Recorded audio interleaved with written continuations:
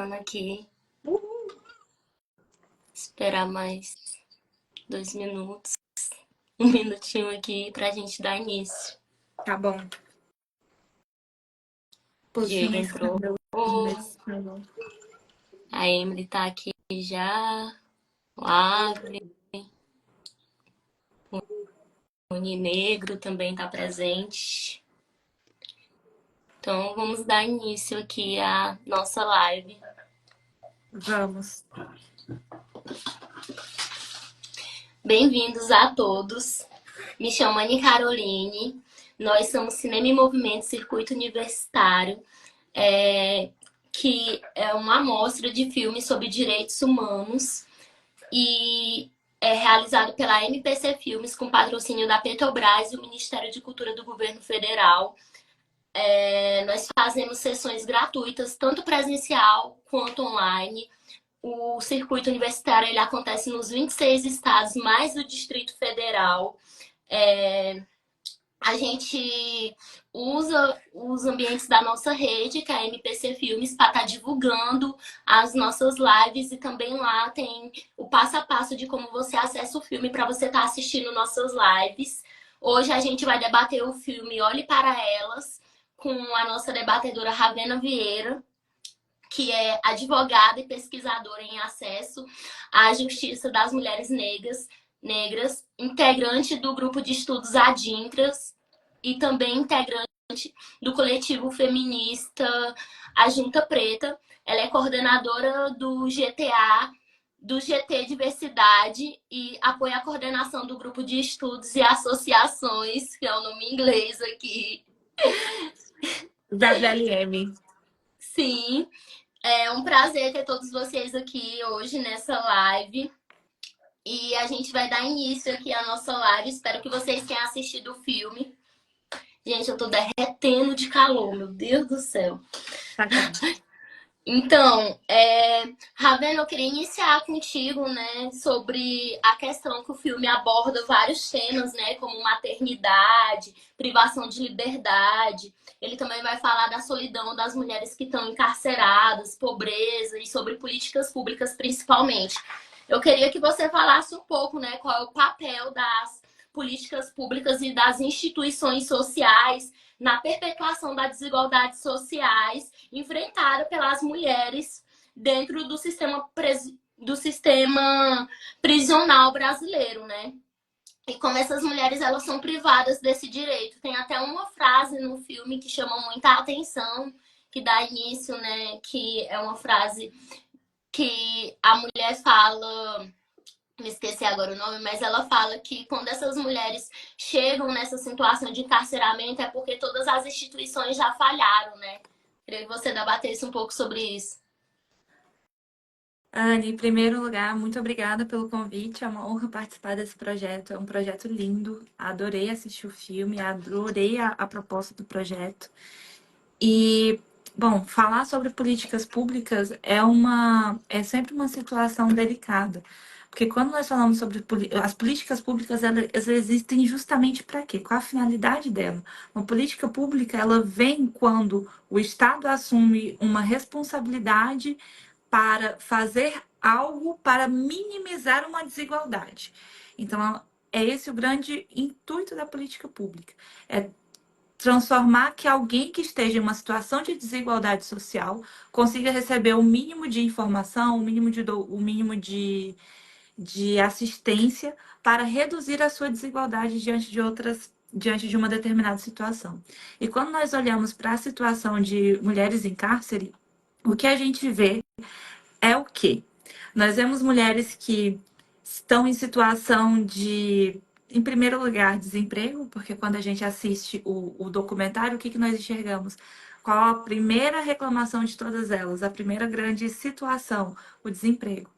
Nós vemos outra situação de que aí pronto, quando bate no desemprego, nós chegamos, onde estava a assistência social? Onde estava o Cine ali à disposição do pessoal? Onde estavam as políticas públicas, seja para garantir uma escolaridade, para conseguir uma instrução, para um curso técnico profissionalizante, onde que estava o mercado de trabalho para absorver essas mulheres, para elas se conseguirem se adentrar ao mercado de trabalho, desenvolver uma profissão e dali tirar uma fonte de renda e conseguir sustentar a sua família. Então, assim, é tudo uma relação, tudo uma reação em cadeia. E aí, depois que a gente passa por esse momento de que faltou, para chegar no mercado, faltou o mercado de trabalho absorver, depois que faltou o mercado de trabalho, antes do mercado de trabalho estar ali para poder absorvê-las, faltou a educação, faltou o mínimo de instrução, faltou o mínimo de formação profissional, a gente passa para o depois disso, que é o quê? Como que como que elas lidam ali com aquelas crianças, com os filhos, né? Porque pelo que a gente assistiu, posso estar muito enganada, pode ter me fugido da memória, mas pelo que a gente assistiu, todas elas tinham uma família. Todas elas eram mãe solo, ou era chefe da família ali, ou elas estavam dentro de uma relação com um companheiro, com um parceiro que colocou sugeriu a situação que levou elas ao cárcere, mas todas elas fizeram isso para poder prover o sustento da sua família. E aí, onde entram os programas sociais? Onde estava a assistência social para garantir que aquela família recebesse um programa social? Onde estava o Estado diante disso para acompanhar uma situação dessa, né? Então, eu acho que, assim, são situações muito... É sempre uma reação em cadeia. É muito complicado a gente colocar a culpa em uma atitude só, porque não é um ato só. São vários que antecedem até chegar ali. E aí, quando a gente chega em uma situação de cárcere, que nós nos deparamos com, uma, com a solidão da mulher lá dentro, cadê? Cadê a assistência social novamente? Onde que estão? Eu sei que não dá pra gente colocar a culpa toda na assistência social, e não é esse o meu papel aqui, mas como que essas mulheres têm um atendimento lá dentro? Cadê o apoio? Cadê uma defensoria pública para estar lá para atender a demanda? Cadê uma, um cuidado maior, uma celeridade no judiciário para que as audiências ocorram de uma forma mais célere? Cadê um acompanhamento mais de perto? Tudo isso falta. Então, eu acho que começa a partir daí, assim, a nossa Verdade. conversa. E também tem uma parte, né, que é visível no documentário, é a questão do ciclo, né? A gente vê ali que são famílias extremamente desestruturadas e que viram um Exatamente. ciclo. Tem um depoimento que é de uma encarcerada que ela fala, né, que ela só não queria ter a filha dela dentro do presídio. E ela já nasceu dentro do presídio, a mãe dela já nasceu dentro do presídio. Então a gente vê que esse ciclo tá ali, né? Que ele não para. E, tipo, como a gente cessa, né? Tipo assim, nenhuma política pública consegue alcançar aquela menina. Tipo assim, nossa, é tão doloroso, eu acho, essa parte que ela fala sobre isso, né? Sobre esse ciclo. E daí a gente vê também que existe outros ciclos ali dentro, da questão da mulher que o pai dela já era viciado, o pai dela já foi preso, ela estava sendo presa, e todos são os mesmos motivos, né? A gente vê que a maioria das mulheres que mais da maioria das mulheres que estão ali encarceradas é por conta do tráfico, é por conta que são viciadas, são moradoras de rua. Tem a segundo caso que mostra no documentário, que é a mulher que ela fala, né, sobre a questão quando ela entrou no crack, que ela é viciada e que, tipo, hoje os filhos dela não falam mais com ela e o marido dela que viciou ela, os filhos dela já falam com ele, trata ele como um super-herói e ela não tem esse contato com o filho, então é muito dolorido. Eu queria que tu falasse um pouco sobre isso, né, sobre a questão do tráfico, levar essas mulheres para esse encarceramento, esse vício, né? E também a questão de como elas chegam nesse ponto e essas políticas elas não acessam aí, tipo, elas não têm educação, elas já estão em questão de vulnerabilidade. A questão, assim, pensar em uma forma que a gente pudesse, tipo assim, no mínimo, suavizar a vida dessas mulheres que estão lá dentro, nesse estágio de solidão. Eu acho, Anne, que como quando você estava falando, Me veio à mente o seguinte: acho que informação. Talvez a gente devesse começar a trabalhar para além de para além de só solucionar problemas, a gente devesse trabalhar na parte de informação também. Porque isso é importante, assim, quando elas entram, essa, aquele caso da moça que nasceu dentro de um presídio, porque a mãe dela foi presa, ela nasceu lá, foi criada por uma amiga da mãe, depois voltou, enfim, por uma infinidade de motivos, por não ter sido aceita no mercado de trabalho, por não ter sido, não conseguiu se inserir na sociedade. Ela voltou, a solução que ela encontrou, enfim, foi esse o caminho, mas é, hoje existem mecanismos que podem trabalhar assim para garantir o mínimo de eu não sei como abordar isso. Eu tô buscando a palavra para falar aqui, mas eu acho que é isso. Acho que é informação mesmo, porque quando você entra em uma relação que tem o seu parceiro e o seu parceiro por algum motivo te induz a entrar ali, a entrar naquela situação de tráfico, de você precisa usar, você precisa fazer isso para poder prover o sustento da sua família. Se você não fizer isso, eu vou agredir você. Se você não começam com essas ameaças, porque a gente, embora isso não tenha sido de uma forma, acho que só teve uma uma das mulheres do documentário que narrou uma situação de violência de uma forma muito enfática. A gente sabe que é isso que acontece. O caminho que a gente vê que poderia ter solucionado tudo isso teria sido a informação. Aparecer para elas alguma organização antes e falar: olha, você tem essa solução, você pode recorrer tanto à delegacia para poder fazer uma denúncia, você pode ir frequentar um lugar X para você conseguir uma formação profissional, você pode ir para um lugar Y para conseguir um acolhimento, para um acolhimento social, você pode buscar uma situação assim. As suas crianças elas não precisam ficar na rua, você não precisa ficar na rua, a gente consegue colocar você em um outro lugar, sabe? Porque a solidão da mulher ela vai existir sempre, a vulnerabilidade da mulher ela também vai acontecer sempre, porque e eu acho isso muito injusto falar que isso sempre vai acontecer, mas vai acontecer porque a sociedade ela foi programada para isso.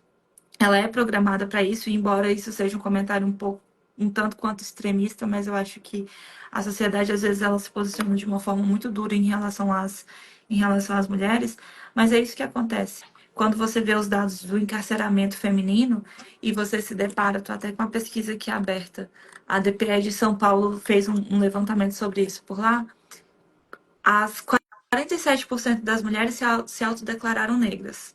8,5% estavam gestantes, 8,7% estavam amamentando.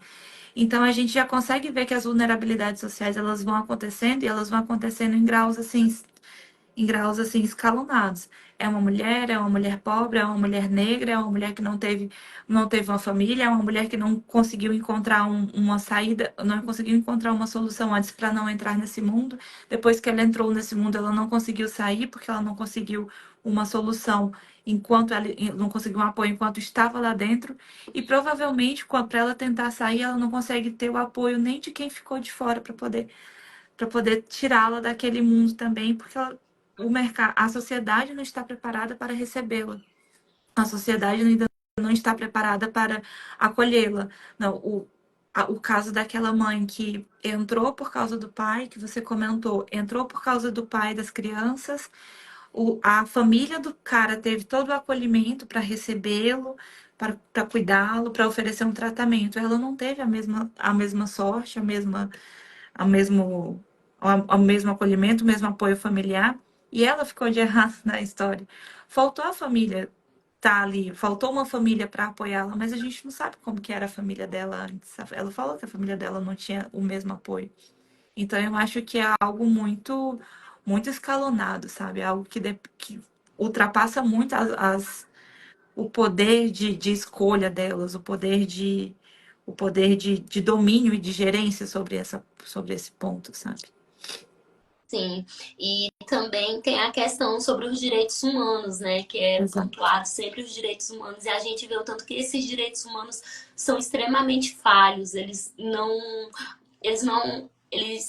são deficientes, eles não acontecem como eles deveriam acontecer, né? Tipo, em vários casos ali são visíveis essa falha dos direitos humanos. O caso que a mulher ela vai falar sobre o filho dela de 4 anos, eu acho que é um dos casos que mais me choca, né?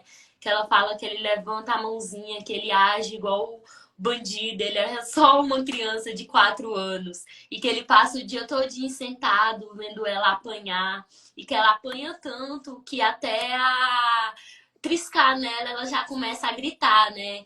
E daí, tipo, a gente vê ainda que a polícia ela não tá preparada, que a polícia ainda faz esses atos de violência, ainda são brutais, né? Esses atos de violência com a mulher, imagine com um homem, né?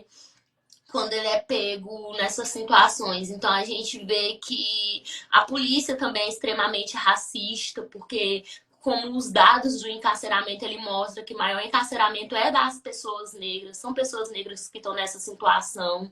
Então, tipo assim, direto aparece casos em TV, em tudo mais, que a gente vê homens negros sendo brutalmente mortos pela polícia. A gente, tipo assim, fica distante essa realidade pra gente do encarceramento feminino, que até então eu não pensava sobre isso até assistir o documentário.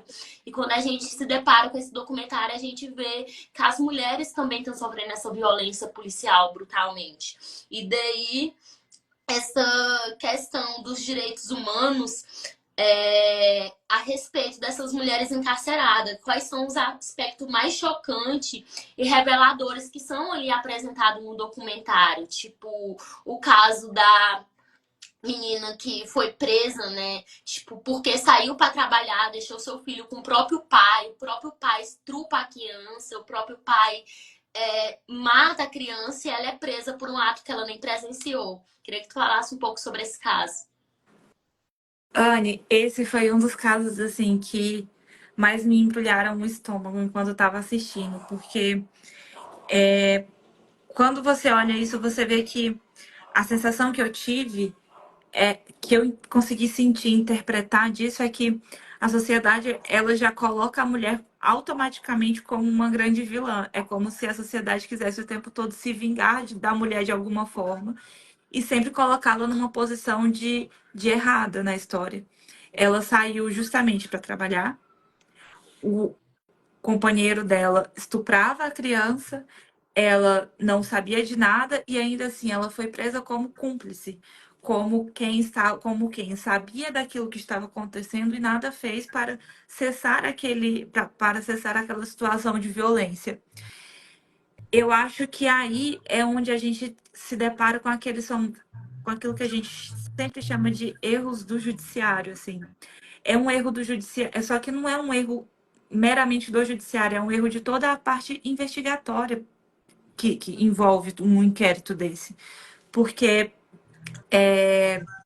são condições que ela não estava no lugar, não foi presa em flagrante, ela não tinha conhecimento sobre isso. O Estado deveria ter agido nesse momento, deveria ter ter ido caprichado mais na investigação, deveria ter tido um cuidado maior na condução desse inquérito, desse processo, porque eram os interesses de um menor, eram os interesses de uma mulher, eram os interesses de uma mãe. Só que é muito mais fácil colocar a mulher numa situação de você também sabia disso, você nada fez, do que investigar, do que ir atrás, do que.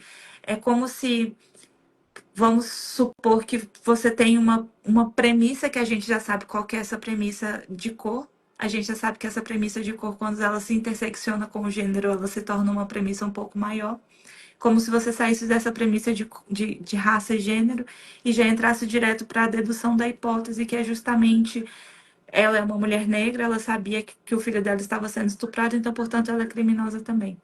E aí é onde a gente vê que realmente teve uma falha dos. Não li o processo, porque, enfim, é protegido por segredo de justiça, por tudo que envolve ali.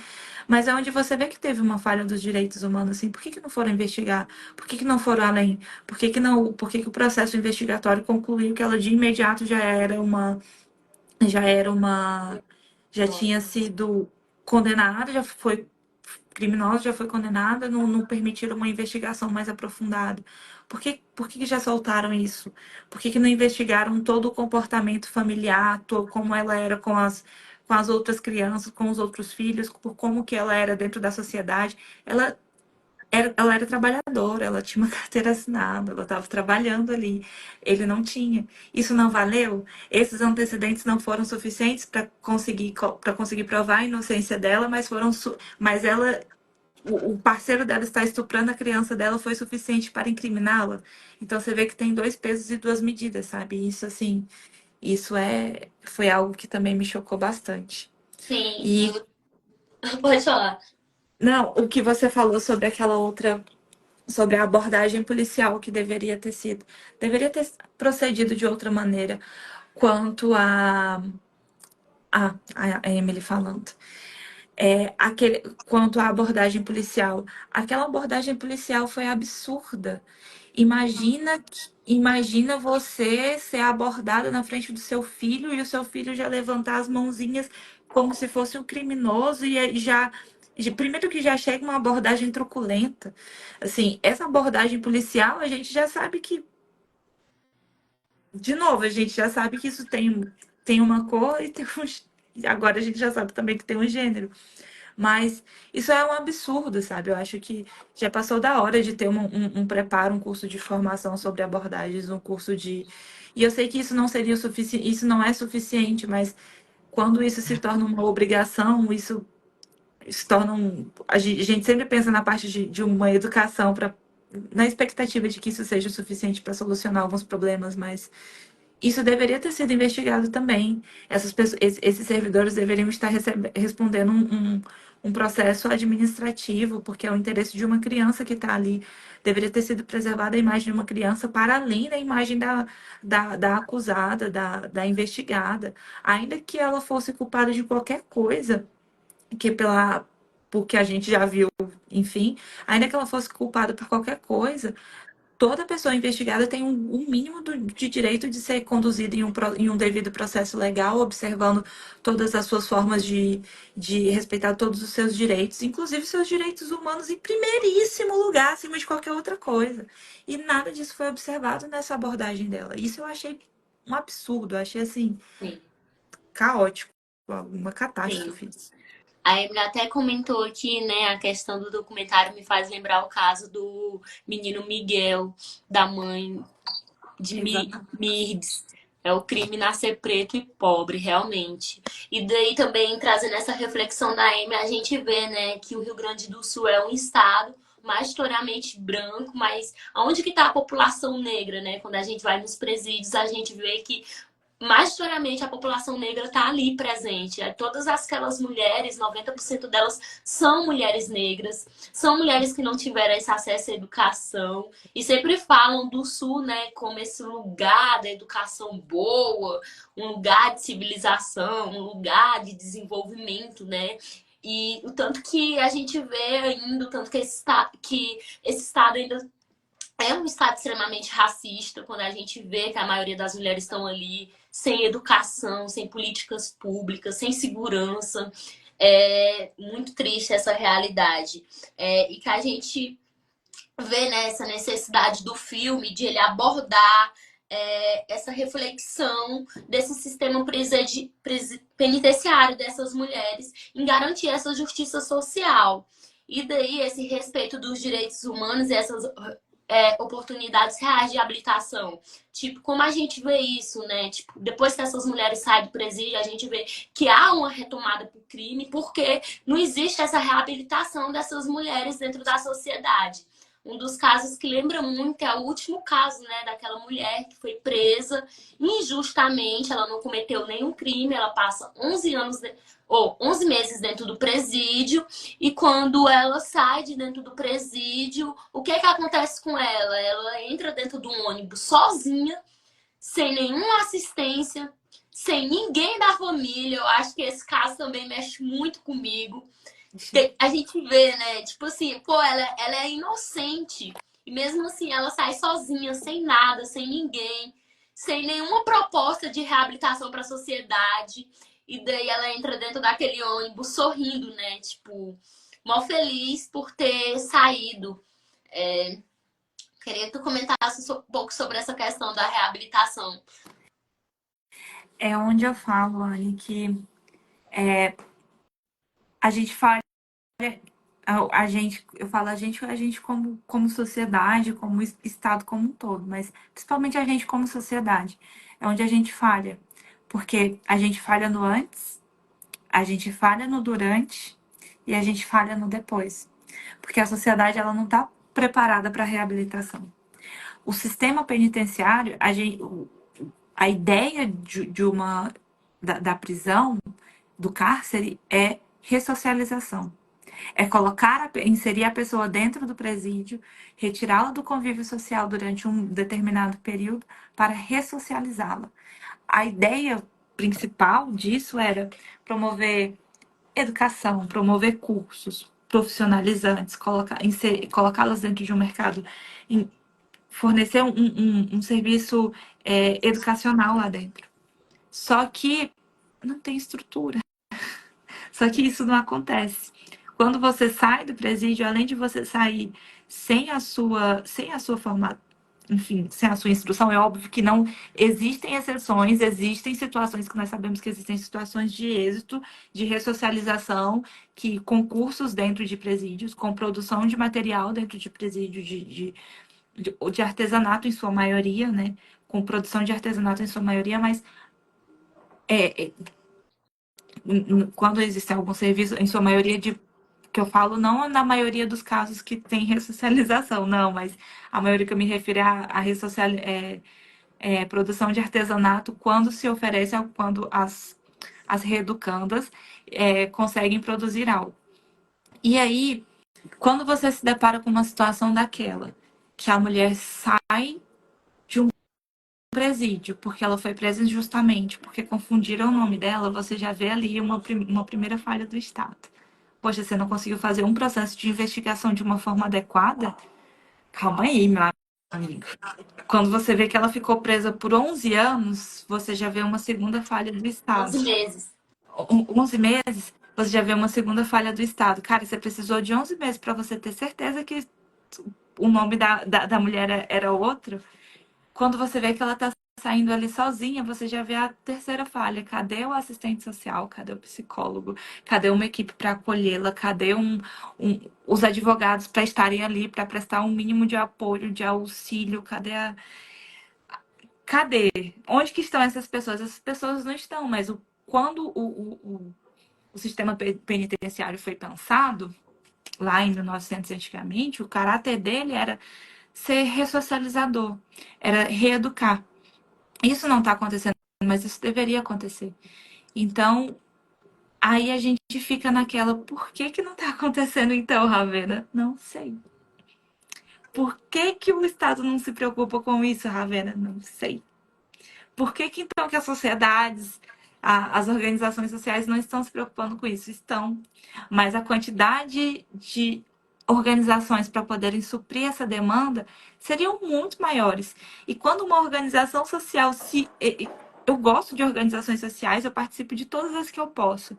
Mas quando uma organização social ela aparece para uma demanda tão complicada, assim, tão delicada como essa, putz, o Estado já falhou muito antes, então o Estado já deveria estar lá à frente disso. Então, eu acho que, assim, Anne, é realmente uma situação que isso já deveria ter sido repensado, isso já deveria ter uma comissão, deveria ter alguém lá. No plano ideal, isso deveria estar funcionando de uma forma adequada, já deveria ter profissionais adequados para recebê-las, o mercado de trabalho já deveria ter maturidade suficiente para receber essas mulheres. Mas isso não é o que acontece, então a gente não deixa de ficar chocada e chateada, e é onde eu deixo de falar como quase como perdendo a postura como uma profissional e já adentrando como o meu pessoal mesmo, assim, porque não tem como não ficar chateado com uma situação dessa. É muita falha, é uma falha atrás de falha e a gente sabe quem paga o preço disso, quem é que tá lá encarcerado. A gente sabe que tem cor, tem gênero, tem classe social, não tem escolaridade. A gente sabe que tem criança em casa e a gente sabe que tem todo um histórico por trás também. Porque quando a gente, e já pegando o gancho aqui, desculpa até atravessar você, mas quando eu revi aqui, eu vi aqui nas anotações que a maioria delas apresentam um relato de que elas já estavam vulneráveis antes de entrar, já vinham de um ambiente familiar violento, de um ambiente familiar em que tinham abusos. Então, assim, é muito delicado, é uma situação que é algo que vem acontecendo há muito tempo, vem acontecendo e não vai parar de acontecer enquanto alguém não fizer alguma coisa, e esse alguém deveria ser o poder público de uma forma geral. Desculpa, eu vou prender meu cabelo porque tá muito quente. Estou em Palmas, Tocantins, ou terra quente, viu, e sentindo esse calor. Nossa, nem fala que tá pegando fogo também. Eu vou ler aqui um pouco dos comentários da Jéssica falando, né, o tanto que esse diálogo é necessário, da Evangelista, ela citando, né, essa desumanização que acontece do corpo, né, dessas mulheres. E daí a Jéssica, ela fala que não existe essa reintegração social. Infelizmente, não tem uma segunda chance. A gente vê que é um fato também, né? E daí a Mari, ela fala assim, quando eu vi esse caso da moça presa, injustiçada, voltando de ônibus, é muito chocante, dá raiva e tristeza. A raiva. A evangelista comenta aqui novamente que todas as encruzilhadas interseccionais do racismo, sexismo e patriarcado, realmente, a gente É isso. vê, né, que essa questão tanto racial quanto de gênero, ela está impregnada ali nessa questão desse encarceramento dessas mulheres. Quando a gente vai falar do caso da mãe, né, e se trocar da mãe que está presa por não ter matado o filho e é julgada por ter matado o filho, né? Se a gente trocasse os papéis, como é falado no documentário, será que o cara estaria preso? Será que ele estaria ali dentro do presídio pagando por um crime igual ela? Não, né? Porque a sociedade ela já impõe esse papel de mãe a mulher e não impõe o papel de pai ao homem. Então a gente vê que ali tem a questão de sexismo, a gente vê, né, a questão do racismo também ali impregnado. E daí, voltando um pouco assim para a questão dessas mulheres ser donas de casa, né? Essas mulheres, elas sustentam a casa. Eu acho que é o que mais me dói também ao ver esse documentário. A gente vê essa questão que muitas delas roubam para dar o alimento à família, ou para pagar um tratamento para uma filha, ou para ter uma casa, né?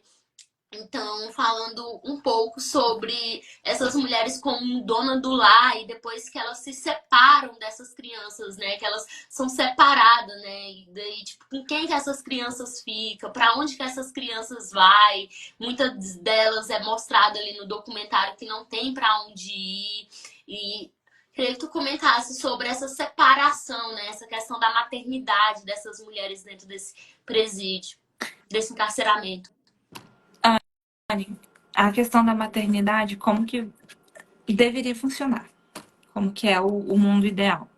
No mundo ideal, no mundo ideal que não é o ideal de que, como deveria acontecer de verdade, assim, mas é como que foi desenhado o sistema.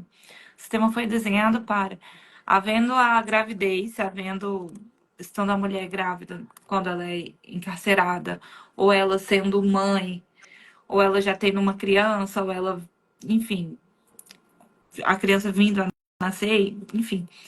Quando existem, quando as encarceradas, quando as presidiárias são mães, a gente começa a caminhar assim pelos graus, vai para a família. A criança fica com a mãe quando ela está gestante ou quando ela está gestante, quando a criança nasce no presídio, ela fica com a mãe de 6 meses a 1 ano. E aí, depois disso, é direcionado para a família. Se a família tiver se tiver condições, a família continua com a criança. Se não tiver como rastrear a família, ela vai para onde? Vai para um centro um centro de referência, para um centro de assistência social, e fica por lá até a mãe poder, ou até a mãe sair, ou até a criança adquirir a maioridade e seguir a vida dela. E nesse ponto a gente vê uma falha também, porque quantos relatos a gente não viu lá dentro que as mães disseram: meus filhos estão lá, eu estou aqui, e tudo que eu mais queria era poder estar com meus filhos. Os filhos não visitam, porque os responsáveis não levam as crianças para o presídio, e menores de idade não tem como mesmo chegar num presídio sem a presença de um maior. A gente vê que não tem um acompanhamento dessa separação. A gente vê que as mães ficam sem notícias das crianças, não sabem como as crianças estão se desenvolvendo, não sabem como as crianças estão crescendo, não sabe o mínimo de informação possível daquela criança. Não tem, não sabe como que a família tá, se a família recebeu a criança ou se não recebeu, se o pai está com a criança ou se não está, se a criança está no mundo, onde que a criança está. Eu acho que falta esse cuidado. Falta saber se, retirando essa criança da mãe naquele lugar ali, se a criança vai mesmo estar em um ambiente seguro e acolhedor. Porque deixar uma criança crescer dentro de um presídio também não é a melhor solução, porque a gente sabe como que é um sistema de privação de liberdade, a gente sabe como que funciona. Mas será que separar de uma mãe assim e não garantir à mãe o mínimo de informação é a solução? Será que não daria para pensar em uma outra solução, uma outra oportunidade? Será que não daria para desenvolver um outro método? E aí eu fico fazendo essas perguntas do será, porque eu realmente, na minha cabeça, deveria ter essas soluções, deveriam existir esses métodos. Mas não existe, sabe? Então, o que a gente se depara é uma mãe que tem relatos lá de uma mãe que fez algo para poder sustentar as crianças dela. Ela entrou no tráfico para poder sustentar as crianças dela e ela foi presa e ela conseguiu perder todo o contato com as crianças. E ela falar, tudo que eu fiz foi para poder tentar dar uma boa vida para os meus filhos e meus filhos não estão. Eu não sei onde que meus filhos estão. Eu não faço ideia de onde meus filhos estão. Eu tenho um filho que é depressivo, eu tenho uma situação assim e eu não tenho o mínimo de informação sobre eles. Cara, isso é de uma crueldade, uma brutalidade com a mulher, porque ainda que tenha cometido crime, ainda que seja culpada, ainda que seja errada, a gente tá falando de sentimentos, está falando de uma mãe, está falando de uma maternidade. Uma mãe que deveria ter o mínimo de informação de sua criança, o mínimo de informação de seus filhos. Por que essas informações não chegam? O que a gente faz para essas crianças terem essas informações? Bora colocar todo mundo num lugar, vamos organizar um centro de acolhimento de menores, bora colocar todo mundo junto, vamos fazer alguma coisa.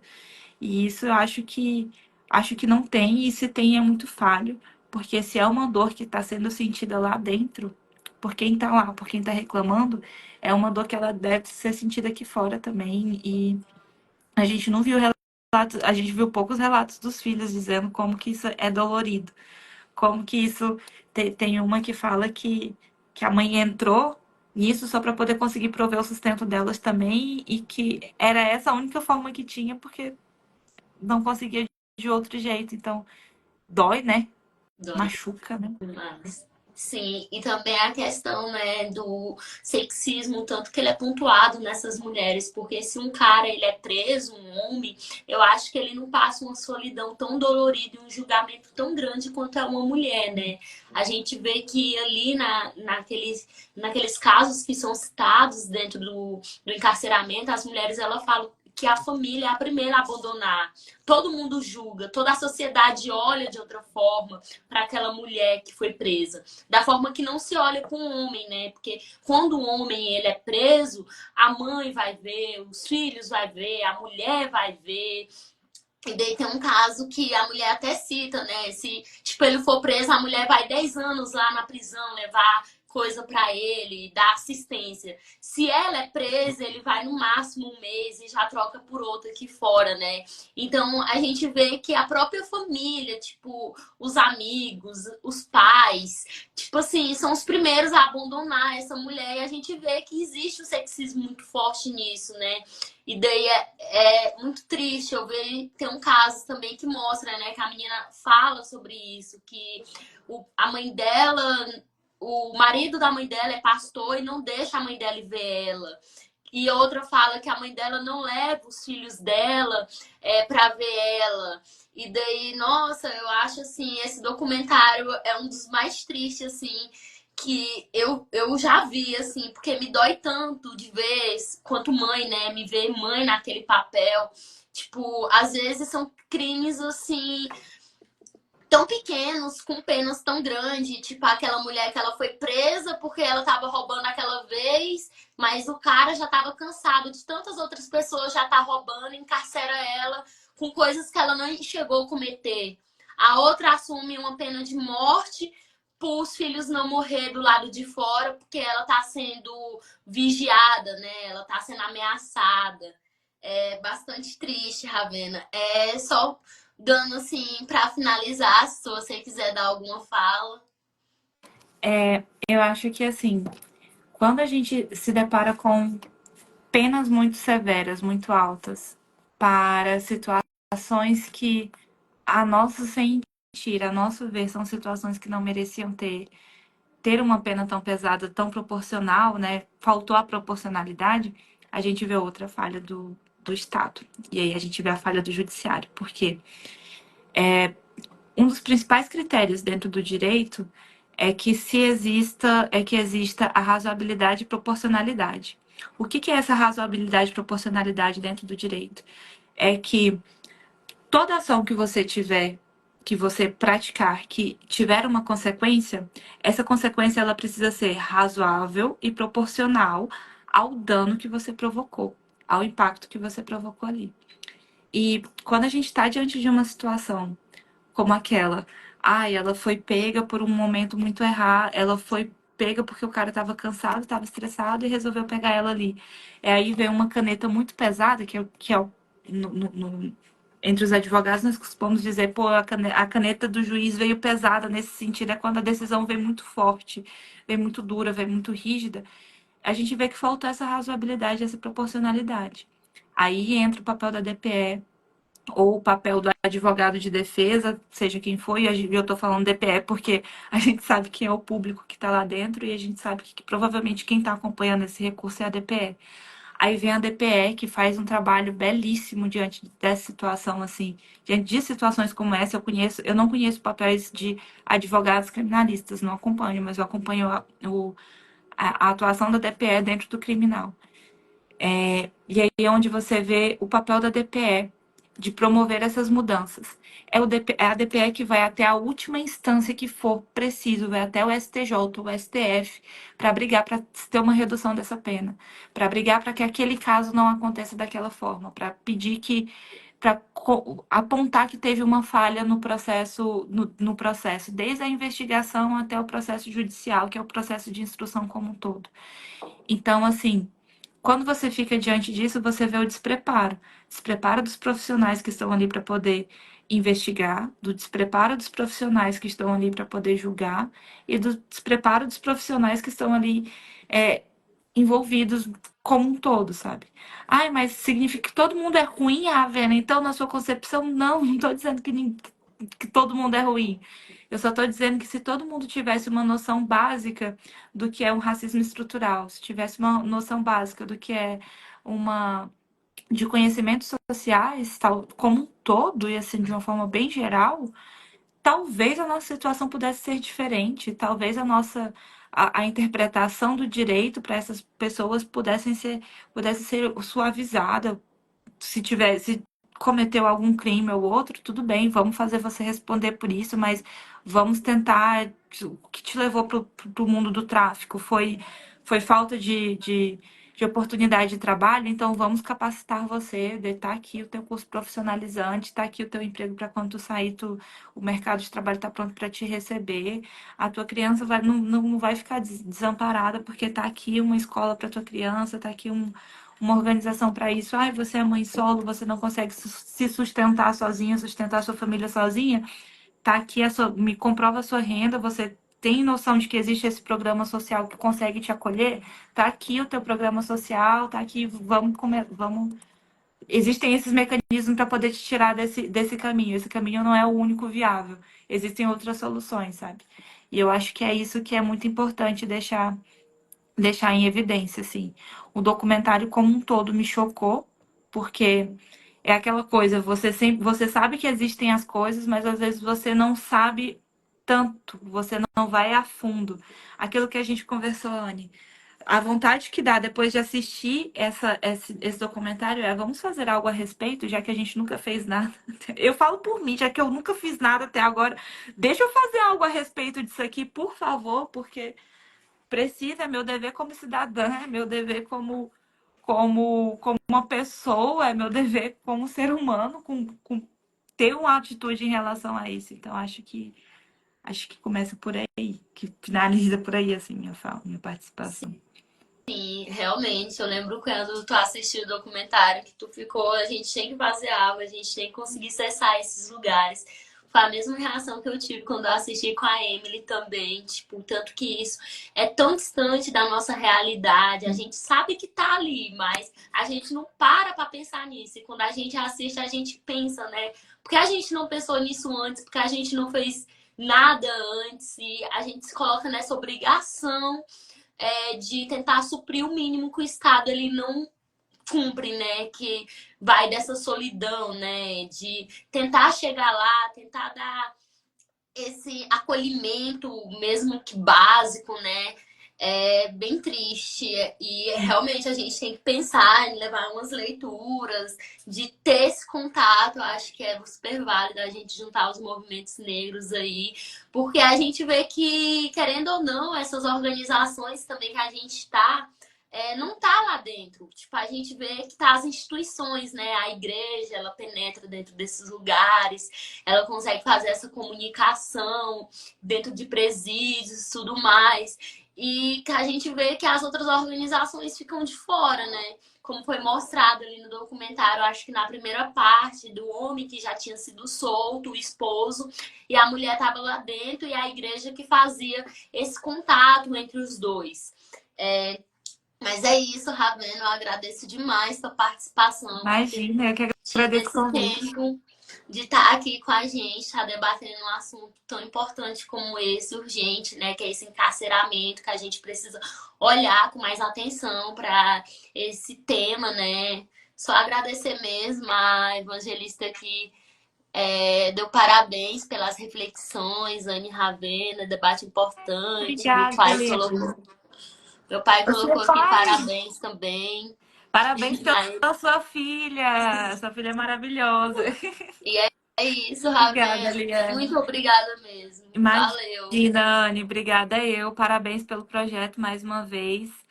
As suas reflexões são muito necessárias. Obrigada por promover, por trazer isso aqui para o Tocantins e por promover um espaço de debate como esse. É assim que a gente consegue mudar.